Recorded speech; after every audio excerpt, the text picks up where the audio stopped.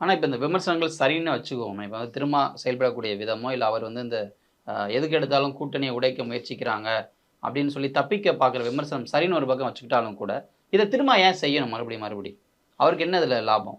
இல்லங்க அவருக்கு ஆப்ஷன் இல்லங்க. நான் அவரை பார்த்து பரிதாபப்படுகிறேன். ம். அவர் கொள்கை வழி நிற்கக்கூடிய ஒரு தலைவர் தான்.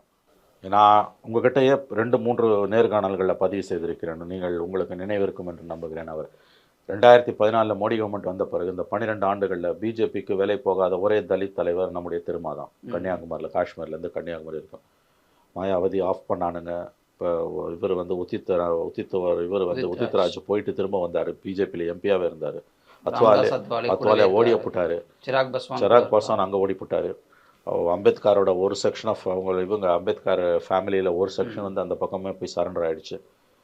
அதாவது தலைவர்கள் மட்டும் இல்ல, நல்லா புரிஞ்சுக்கோங்க. இது தனிப்பட்ட தலைவர்களுடைய ஆசாபாசங்கள், அவர்களுடைய எதிர்பார்ப்புகள், அவங்க கரப்ட் ஆனது அப்படி மட்டும் பார்க்க வேண்டாம். ம். தலித் வோட் பேங்கே பிஜேபிக்கு போயிருக்கு. ம். ம். வட இந்தியால பல இடங்கள்ல. ம். அது உண்மை. தலித் வோட் பேங்கே பிஜேபிக்கு போயிருக்கு.